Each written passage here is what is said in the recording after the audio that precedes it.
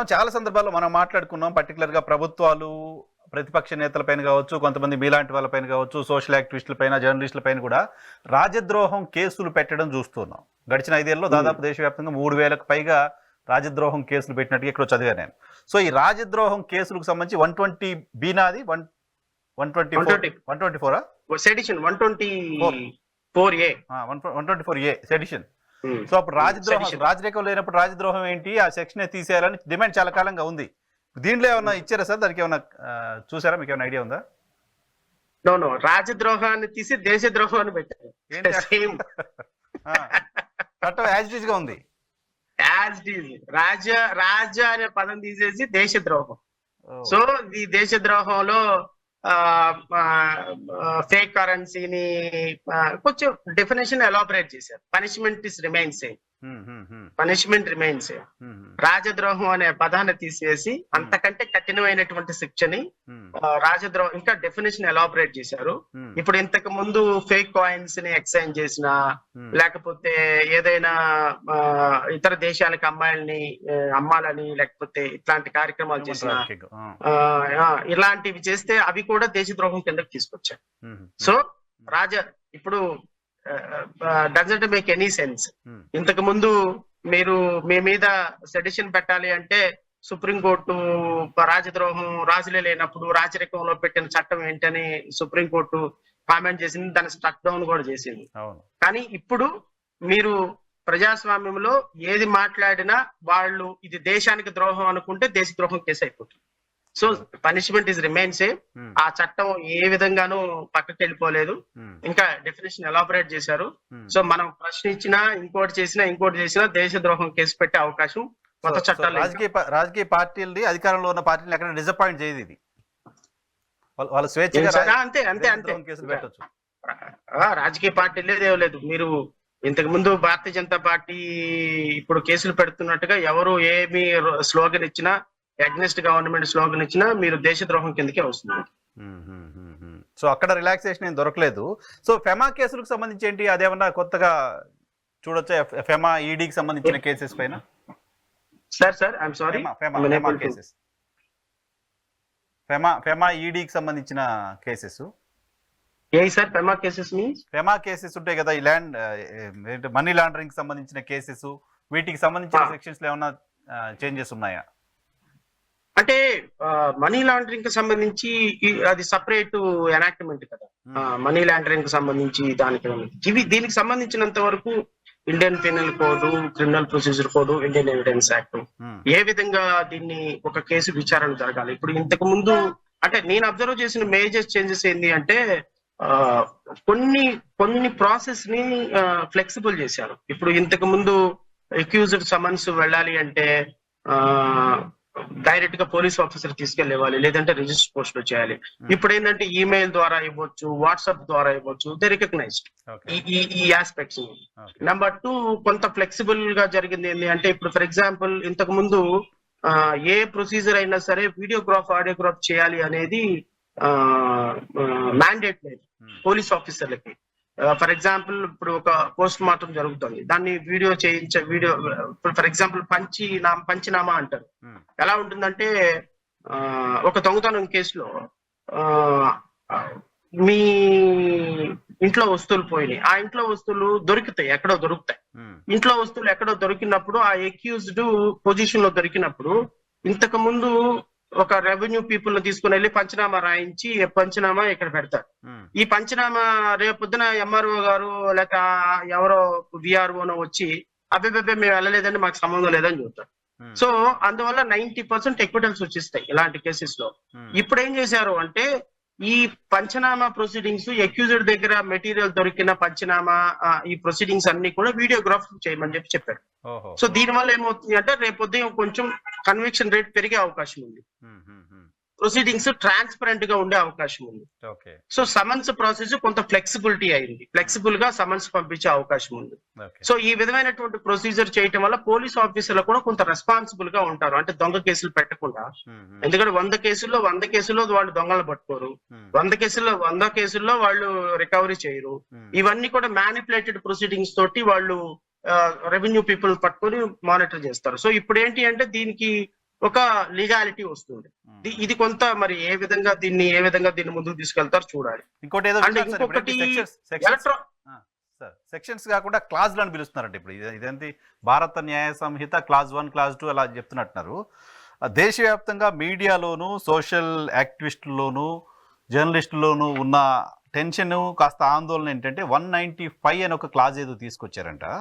So ఇది ఒక సమాచారాన్ని స్ప్రెడ్ చేస్తున్నారు, ఇది ఫాల్స్ ఇన్ఫర్మేషన్ అనే దానిపైన వాళ్ళపైన కేసులు పెట్టడానికి సంబంధించిన అవకాశాన్ని కల్పిస్తూ 195 అనే క్లాజ్ ఏదో తీసుకొచ్చారంట. దానికి సంబంధించి ఏమైనా మీ నోటీస్కి వచ్చిందా? ఏమైనా కొంచెం చెప్పగలరా? 195 ఇండియన్ పీనల్ కోడ్ కొత్తది బిఎన్ఎస్ లో 195 బిఎన్ఎస్ లో 195 సార్. నాకు తెలిసినంత వరకు అలాంటి సెక్షన్ వీళ్ళకి ఇబ్బందికరంగా మారేటువంటి సెక్షన్ అయితే మాత్రం to control the social media, to control the social media ఆ సెక్షన్ తీసుకొచ్చారనేది విన్నా. నేషనల్ వైజ్ గా కూడా దానిపైన బాగా చర్చ జరుగుతోంది. Assaulting or obstructing public servant, assaulting or public servant, giving or fabricating false evidence, giving or fabricating false evidence ఎంతో ప్రొసీజర్ కన్వెన్షన్. ఇప్పుడు వీళ్ళు ఏం చేశారు అంటే నరసింహరావు గారు, అఫెన్స్ ఇప్పుడు మీరు అడిగిన దానికి I don't have any idea because I did not go through the provision. So నేను దానికి నెక్స్ట్ సెషన్ లో ఆన్సర్ చేస్తాను. వీటిల్లోనే నాకు కనిపించినటువంటి ఇంకొక లాక్యునా ఏంటి అంటే, మీకు ఈ మధ్య కాలంలో సోషల్ మీడియా చాలా యాక్టివ్ అయిపోయింది. తర్వాత గ్రాఫిక్స్ కూడా చాలా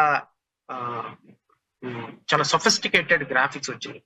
ఇప్పుడు మీరు అక్కడే కూర్చొని నాతో తెలుగులో ప్రశ్న అడుగుతున్నారు, మీరు అదే ప్రశ్న మీరే అడుగుతున్నట్టు ఇంగ్లీష్ లో అడగగలరు, హిందీలో అడగగలరు, మరాఠీలో అడగగలరు.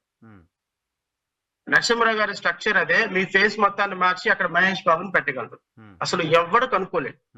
ఆన్సర్ చెప్పేది మనిషిని మార్చగలరు. సో సేమ్ ఈవెన్ ఫోటోలో నుంచే మాట్లాడేటువంటి టెక్నాలజీ, తీసేటువంటి టెక్నాలజీ ఇంప్రూవ్ అయిన తర్వాత ఈ ఎవిడెన్స్ మొత్తాన్ని, అంటే ఇంతకు ముందు ఏం జరిగేది, ఫర్ ఎగ్జాంపుల్ ఒక అమ్మాయి ఒక అబ్బాయి ఫర్ ఎగ్జాంపుల్ పెళ్లి చేసుకోలేదు, కానీ పెళ్లి చేసుకున్నాం అనేటువంటి ఒక ఫోటోగ్రాఫ్ తీసుకెళ్లి కోర్టులో పడేశారు, లేకపోతే ఒక వీడియో తీసుకుని వెళ్ళి కోర్టులో పడేశారు. కోర్టులో పడేస్తే, సార్ ఆ అమ్మాయి నేను పెళ్లి చేసుకున్నాను, ఇదిగో ఈ అమ్మాయి నేను పెళ్లి చేసుకున్నట్టు అదిగో వీడియోగ్రాఫ్ కూడా ఉంది చూడండి, ఫొటోస్ ఉన్నాయి చూడండి అని. అయినా అవన్నీ ఏం కుదరవు, ఫొటోస్ వీడియోస్ అనేవి ఎవిడెన్స్ కాదు. నువ్వు మ్యారేజ్ చేసుకున్నట్టు మ్యారేజ్ సర్టిఫికెట్ ఉంటేనే వ్యాలిడ్. ఒకవేళ నువ్వు హిందూ మ్యారేజ్ చేసుకుంటే ఏదైనా హిందూ టెంపుల్లోకి వెళ్ళి రిసిప్ట్ తీసుకొస్తే వ్యాలిడ్. లేదా నువ్వు హిందూ మ్యారేజ్ చేసుకున్నానండి, నేను ఇంట్లో సమక్షంలో పెళ్లి చేసుకున్నాను అంటే సప్తపది చేస్తున్నట్టు నీకు పెళ్లి చేసినటువంటి వ్యక్తులు వచ్చి సాక్ష్యం చెప్తేనే వ్యాలిడ్. నీ ఫొటోస్ వీడియోస్ అవి ఎవిడెన్స్ కింద కన్సిడర్ చేయమని చెప్పేవాళ్ళు. అలా ఏ కేసులో అయినా సరే డాక్యుమెంట్ అంటే primary document, primary evidence, secondary evidence అంటారు. ప్రైమరీ ఎవిడెన్స్ అంటే డాక్యుమెంట్స్, గవర్నమెంట్ సర్టిఫికేట్స్ ఇవన్నీ కూడా. సెకండరీ ఎవిడెన్స్ అంటే దానికి జిరాక్స్ కాపీలుగా వచ్చాయి, ట్రూ కాపీలు ఇవన్నీ కూడా. ఇప్పుడు వీళ్ళు ఏం చేశారు అంటే వీడియోగ్రాఫ్స్, ఆడియోగ్రాఫ్స్ అన్ని కూడా ప్రైమరీ ఎవిడెన్స్ కేటగిరీలోకి తీసుకొచ్చేసారు. సో ఇప్పుడు కోర్టు కెనాట్ డినై ఇట్. ఇప్పుడు మీరు అడ్వాన్స్ టెక్నాలజీ జరుగుతున్న ఇలాంటి పరిస్థితుల్లో మీరు సోషల్ మీడియాలో జరిగేటువంటి ప్రతి మిక్సింగ్ కి, ప్రతి యదవ పనికి తీసుకొచ్చి కోర్టులో ప్రైమరీ డాక్యుమెంట్ కింద, ప్రైమరీ ఎవిడెన్స్ కింద తీసుకొస్తే రేపొద్దున అది కరెక్టా కాదా, అది అసలు ప్రాపర్ గా వచ్చిందా లేదా, అసలు ఇప్పుడున్న టెక్నాలజీలో మనం అడ్వాన్స్డ్ టెక్నాలజీలో మనం ఏమీ చెప్పలేం. అలాంటిది జడ్జెస్ కి చాలా లిటిల్ నాలెడ్జ్ ఉంటుంది టెక్నాలజీ మీద. సో ఆ వీడియో చూసో ఇంకోటి చూసో అది primary evidence which cannot deny. So electronic evidence ని వితౌట్ ఎనీ కొరాబరేషన్ దాన్ని తీసుకెళ్లి ప్రైమరీ ఎవిడెన్స్ కింద పట్టడం అనేది చాలా పెద్ద లాక్యునా గా కనపడుతుంది. చాలా చాలా పెద్ద ఇష్యూ సార్ నిజానికి అది. ఎవరైనా ట్యాంపర్ చేయొచ్చు, ఇంకేదో చేయొచ్చు, మీ బదులు నేను, నా బదులు నేను, మీరు మాట్లాడినట్టు పెట్టేయచ్చు. అది ప్రైమరీ ఎవిడెన్స్ అయితే ప్రమాదం కదా.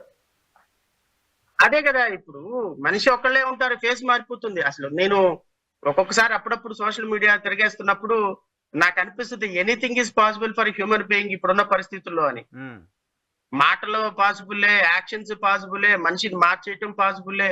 సో ఇలాంటి పరిస్థితుల్లో రేపొద్దున ఈ విధమైనటువంటి అమెండ్మెంట్ ఇండియన్ ఎవిడెన్స్ యాక్ట్ లో ఈ విధమైనటువంటి అమెండ్మెంట్ ఖచ్చితంగా ఒక అక్యూజ్ ని ఒక నిందితుడిని ఒక నేరం మోపినటువంటి వ్యక్తిని కన్విక్షన్ లోకి తీసుకెళ్లే అవకాశం ఉంటుంది.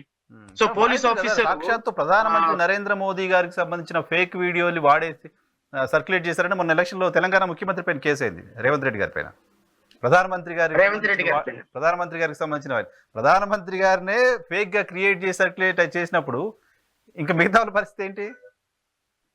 అంటే ఇప్పుడు నేను చెప్పిన అన్ని అంశాలన్నీ కూడా నరసింహ గారు ఇవన్నీ కూడా వితౌట్ డిస్కషన్. ఇప్పుడు నేను ఇంతకు ముందు చెప్పాను, justice DS Varma former chief justice ఒక చిన్న అమెండ్మెంట్ తీసుకురావడానికి he took almost 11 months 12 months.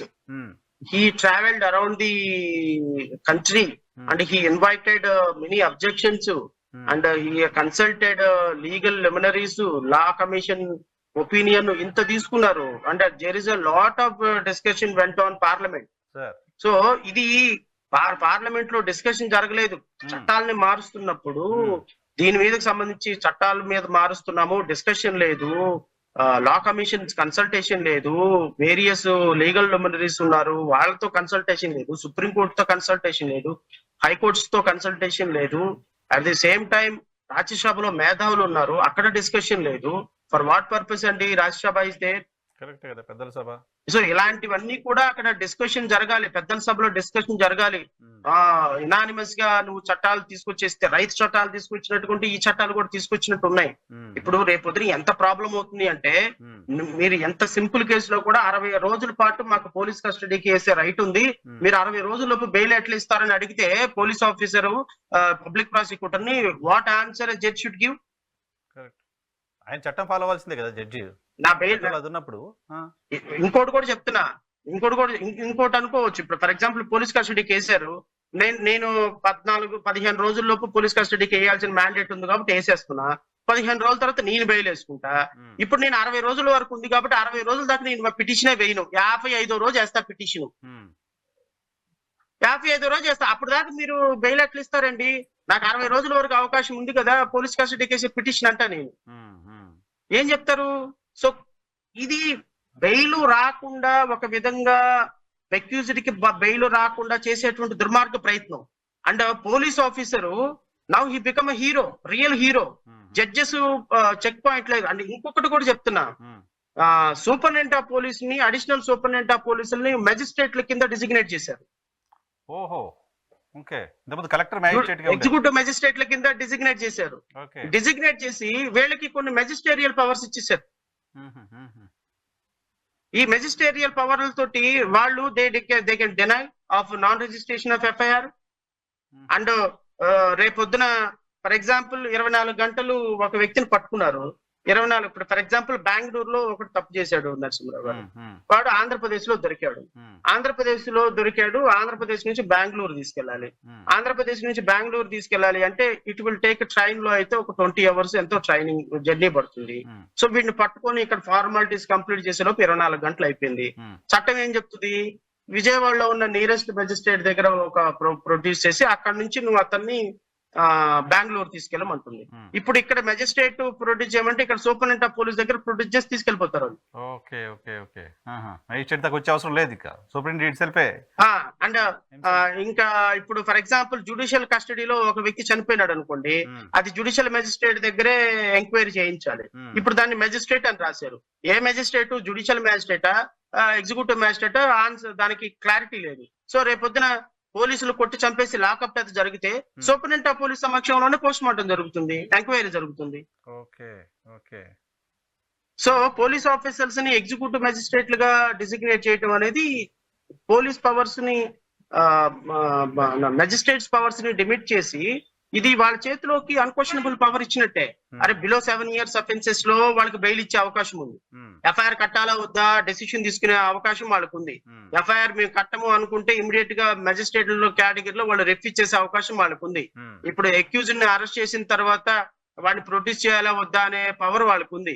రేపొద్దున పోలీస్ కస్టడీకి 60 రోజుల వరకు అడిగే అవకాశం వాడికి ఉంది. ఇన్ని పవర్స్ పోలీస్ కి ఇచ్చిన తర్వాత for what purpose judiciary is there?